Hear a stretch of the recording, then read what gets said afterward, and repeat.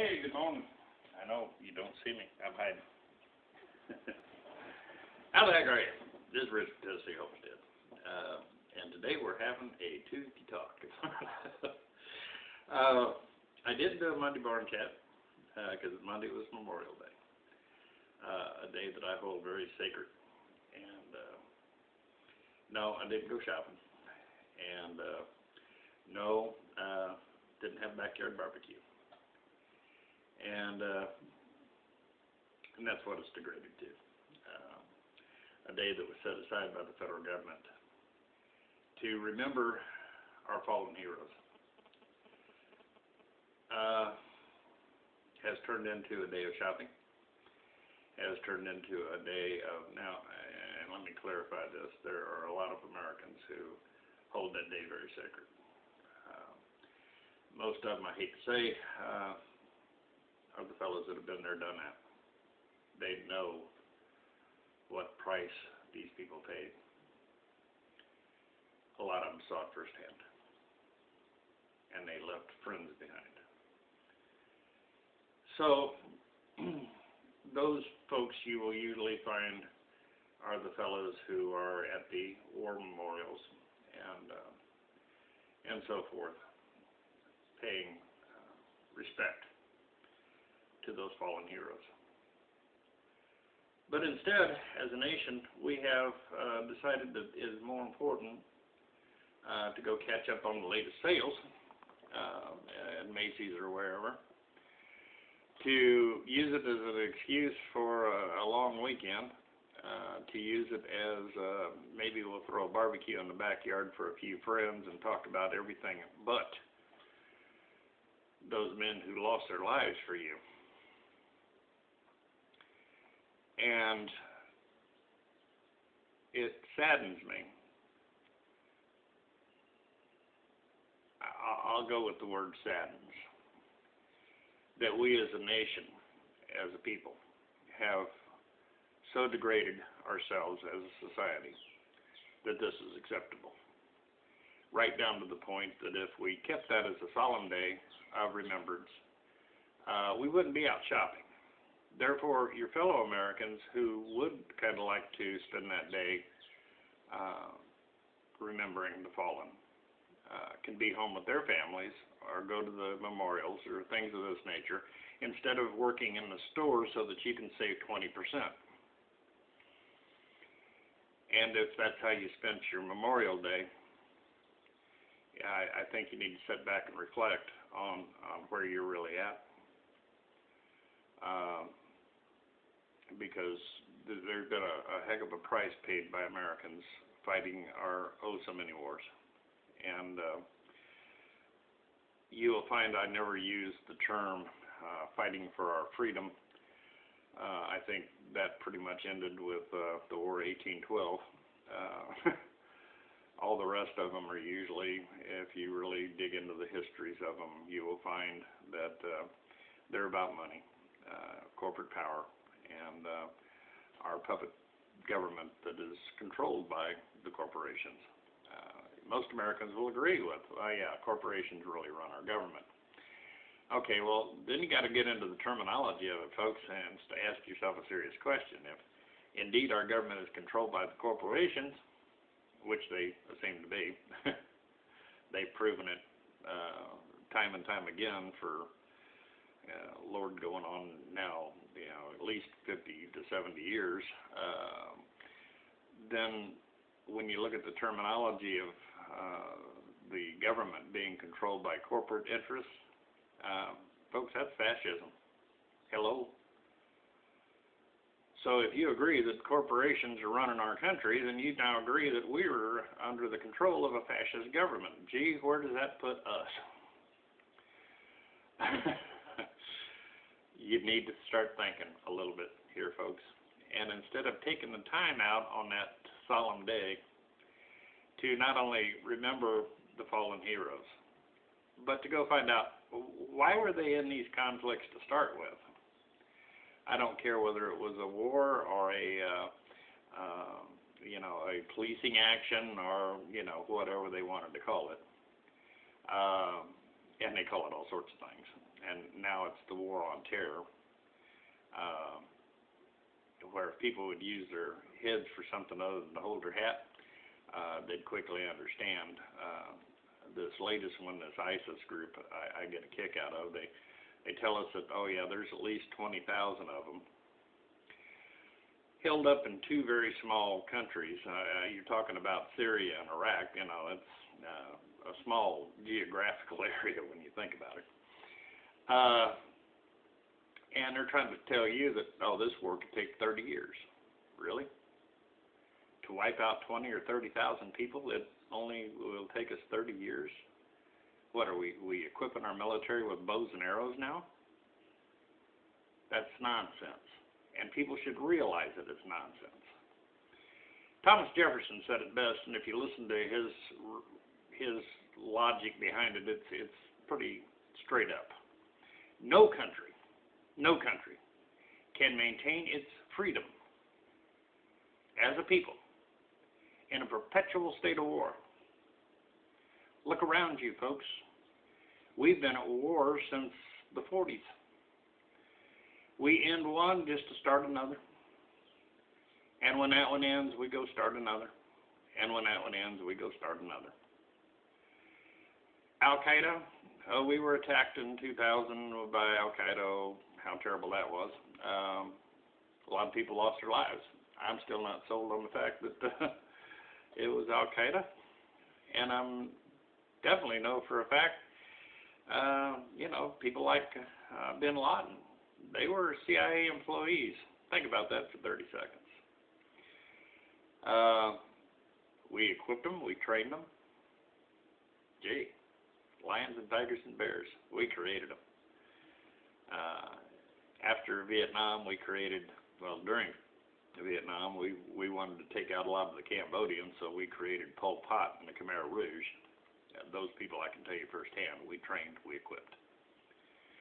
Set them loose on the Cambodians. Ruthless killers. Thank God the North Vietnamese got the upper hand on us and kind of told us to go home. What they call it, victory with dignity or whatever. We ran like crazy because we knew we couldn't beat the people. They just kept coming. Okay? There was no win. It was time to up and walk off. We decided that Vietnam was no longer worth our efforts, and we walked away. Now there's the facts. Okay? And when you came home from that, you either did one or two things. You tried to deal with your nightly nightmares and never really understood the reason for all that you saw, or you went and checked the history and found out that, it was all a big lie. It was just a big lie. There was no big communist threat. Ho Chi Minh did not want to take over, Indochina. None of that. If so, when he went in to wipe out the Khmer Rouge that we put in place, you think he'd have hung on to Cambodia, but instead he gave it back to the government and walked away. Interesting, huh? So, kind of the proof's in the pudding there, folks. Was he this big communist threat? No. When you do a little study into Ho Chi Minh, you will find out that he was, indeed, he went to Russia and he had learned about communism.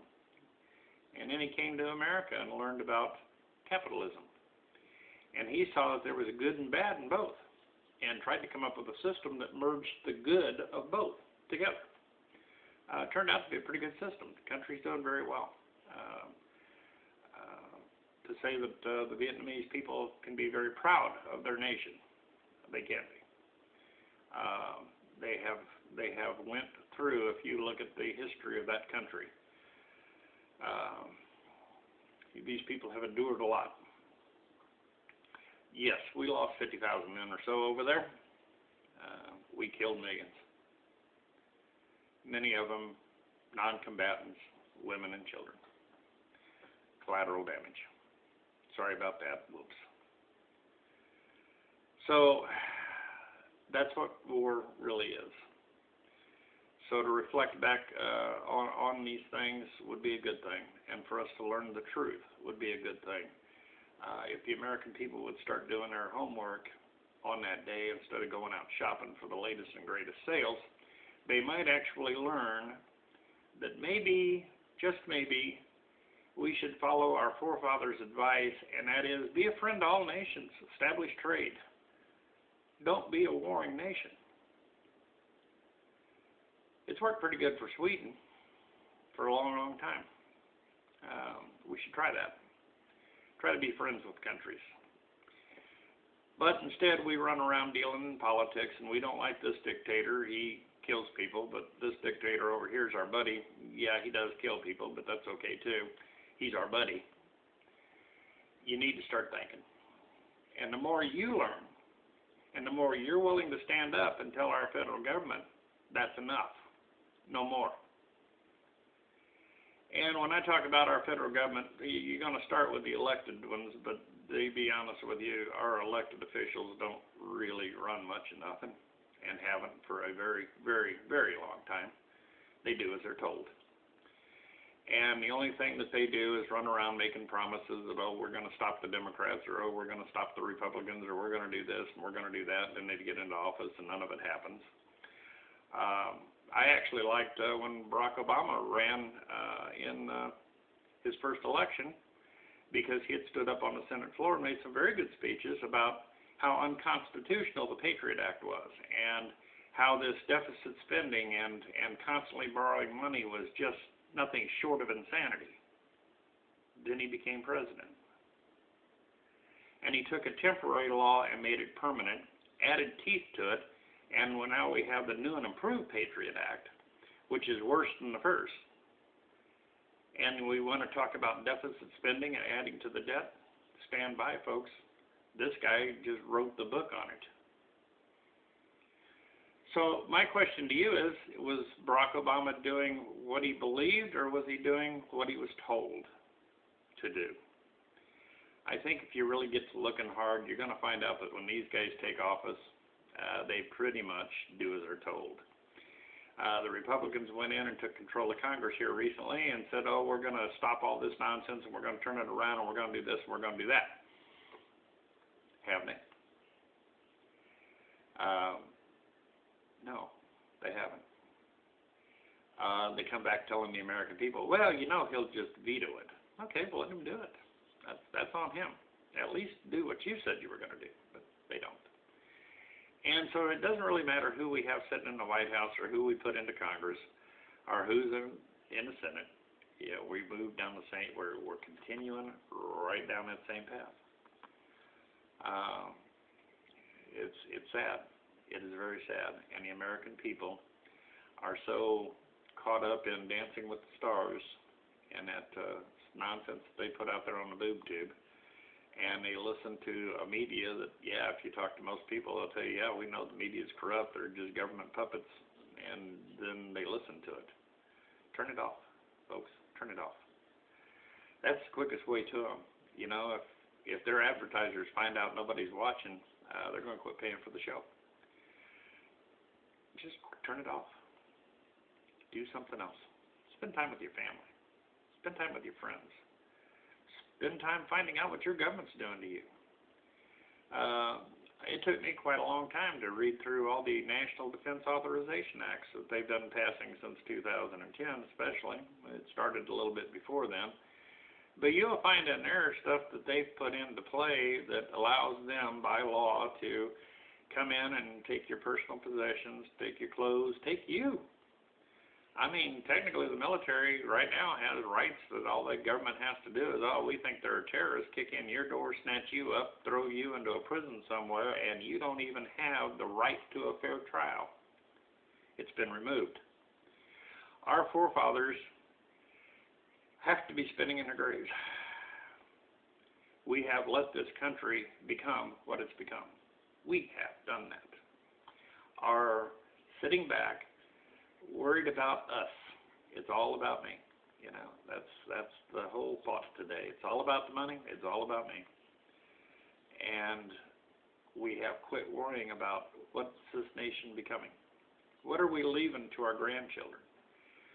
Folks, according to the National Defense Authorization Acts, what you've left your grandchildren is most probably slavery.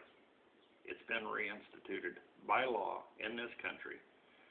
under the guise of, oh, if we have a national emergency, we have the right to make you come to work for us doing whatever we have to have you do for no pay, no money. We're just going to put you to work. I think they claim that we fought the Civil War over that. Apparently not.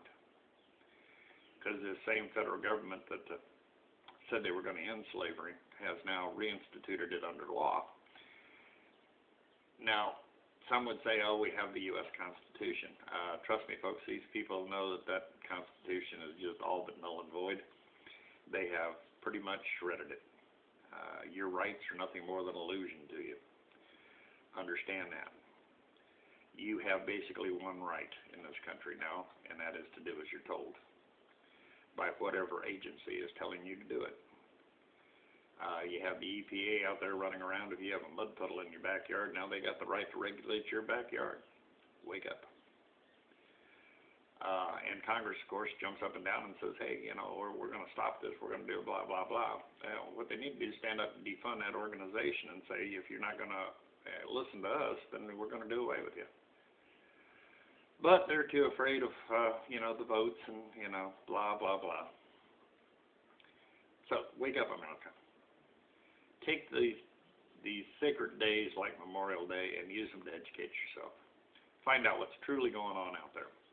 Find out what your nation is doing to you.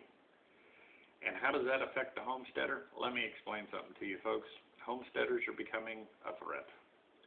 Some of the government publications are coming out and saying that, these people are, borderline terrorists. I guess sooner or later they'll move us over borderline, according to Homeland Security, which is another pet one of mine, because if you look at history, you'll find that we're not the first country to have a Homeland Security. In Germany, they called it the Fatherland Security. It was known as the Gestapo. And a lot of the tactics that were used by the Gestapo are being utilized by your Homeland Security. Congratulations, huh? We've moved right into it. And never forget, when you're reading about some of these laws and so forth, I know I've had some people actually tell me the government would never do those things. Really? Then why are they enacting laws that says they can if they have no intention of ever doing it? Think about that one for just a minute. Why would they go through the trouble? Everything that Adolf Hitler did was legal according to German law. Mull that one around for a bit, folks. You can write any law you want, especially if everybody's on the same page of us versus them. And that's where we're at with our government. It's no longer a government of, by, and for the people. It's a government ran by the corporations, which, when you unite the power of corporations with the power of government, you have fascism. You're under a fascist regime. What are you going to do, America? I can tell you what you're going to do. You're going to go get the 20% sales. You're going to try to continue with your life, and you're going to kind of hope that in your lifetime that this doesn't come into play, if you've studied enough to realize what's coming at you. If you have, when your grandchildren come by and you give them a big hug, why don't you tell them the truth? We have it pretty good right now. I'm sorry that we're selling you into slavery to do it, because that's what's happening, because you're allowing this to happen. So quit worrying about your sales. Quit worrying about your backyard barbecues. I told you I was going to get a little political on this. Quit worrying about those things. You better start worrying about what your government's doing. You better start worrying about your rights as a human being. The Constitution, if we as a nation stand up and tell the federal government the Constitution is the supreme law of the land and will be honored and respected, and we don't care what the Supreme Court has to say about it, word for word, that U.S. Constitution is to be honored and respected, not used as some sort of twisted interpretation. Once we do that, folks, we outnumber them. Yeah, it's that simple. We outnumber them. They are truly afraid of you until they get you into the position to where they don't have to be afraid of you anymore. I don't care where you're at on gun control and stuff of this nature. Oh, it sounds so good. The fact of the matter is do you really want a fascist government who is in control of your very life, being the only ones that can have firearms? I mean, that was good old Chairman Mao's dream come true. Control comes from the barrel of a gun. Sad to say. If all you have is a fascist government that's armed, they don't need to ask anymore.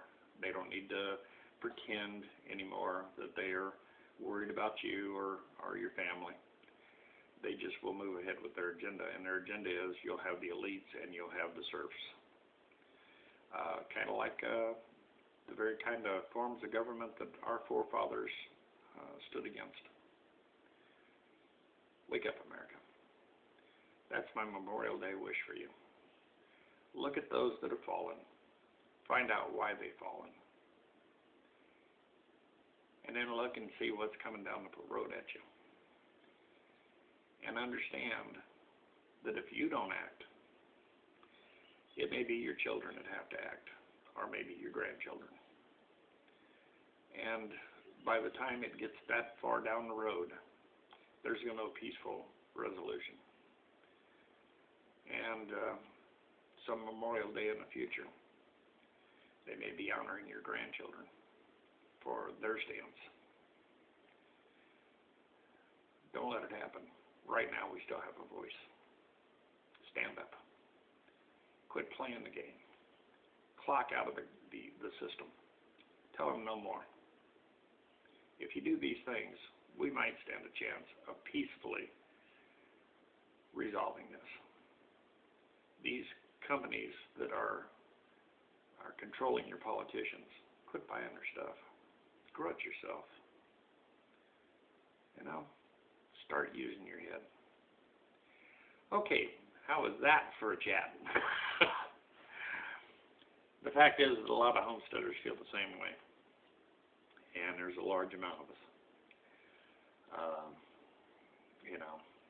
Folks showed respect to those that have fallen. Your day may come. Pay attention to what your government's doing.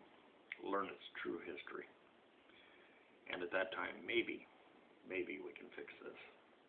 But if you don't fix it soon, your options get very limited on how to fix it. So please, learn, study. The information's still out there. It may not be out there forever. You may not have forever. Lord, it's possible that 2 weeks from now they'll disconnect this internet.